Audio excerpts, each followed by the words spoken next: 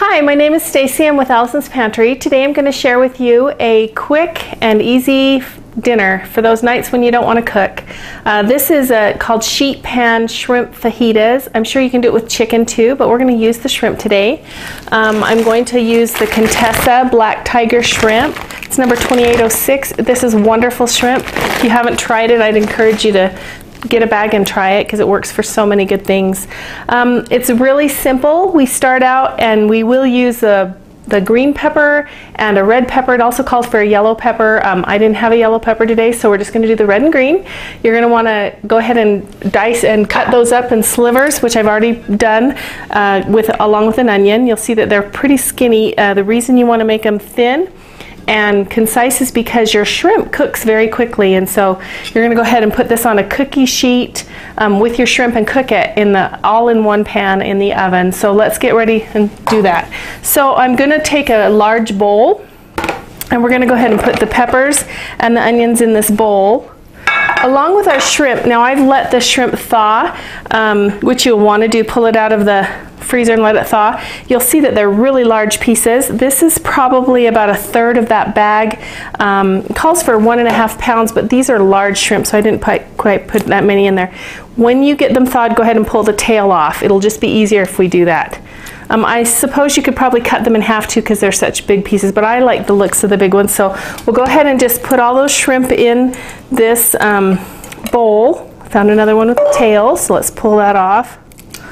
They're a lot easier to pull the tail off if they're thawed, so do that after they thaw. Put your shrimp in there, and then you're going to take some olive oil, and you need 1.5 tablespoons. So I'm just going to go ahead and pour that in there, kind of estimate. Extra virgin olive oil. And then your spices that you're going to put in there with it, we're going to spice this all up before we put it on the pan, is chili powder, garlic powder, onion powder.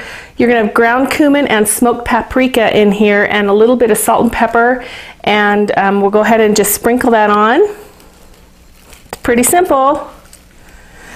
And then just toss it so everything's getting covered well. And it is going to be a little spicy. It's not terribly spicy, but a little bit, because it does have a little bit of that paprika in there. Nice smoky flavor. Okay, now you can see that those are pretty well covered. The oil lets the spices attach to it very well. And then we're going to go ahead and I've already sprayed our cookie sheet and with Vaseline, and we're going to go ahead and put those on. And just spread them out on your cookie sheet. And we'll cook that at 450 in your oven for about 8 minutes. Okay, those are in the oven, and I've only set the timer for 4 minutes because halfway through I'm going to go ahead and toss them on the cookie sheet, so that might be a trick for you to do that. While we're waiting for those to cook, I'm going to go ahead and take some guacamole, or make some guacamole out of some avocados. I'm going to use our yummy guacamole seasoning. Once again, if you haven't tried this, it is the best guacamole seasoning ever, and it's so easy. So first you'll take two avocados, and these are pretty soft, just about perfect, and you're going to just want to mash them up, and I just use a fork. It works pretty quickly. Make sure you don't have any real big lumps in there. And I like a lot of seasoning in it, and it works better if you mash this up and then put your seasoning in and then let it sit a little bit so the seasoning gets soft. But it's nice and mashed right now, so it takes 2 tablespoons for 2 avocados. And I put in 2 tablespoons, and then you're going to want to stir that around and get it blended very well. Now if your avocados are large, really large size ones, and you need a little bit more, go ahead and put a little bit more seasoning in there. Now this doesn't say this on the recipe, but I like to add lime to my avocados. So I'll take a lime and just go ahead and juice a lime in there.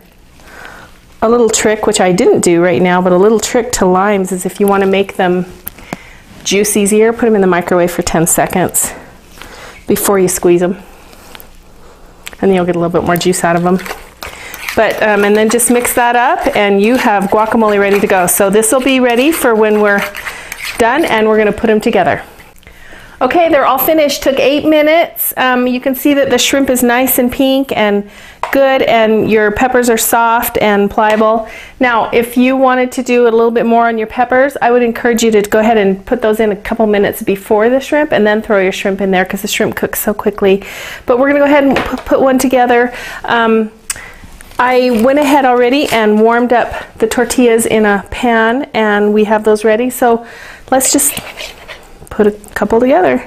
So just this is, and I'm actually using this little Fisky. I don't know if you've used this before, but we also sell this. It's kind of a fun spoon slotted spoon kind of thing.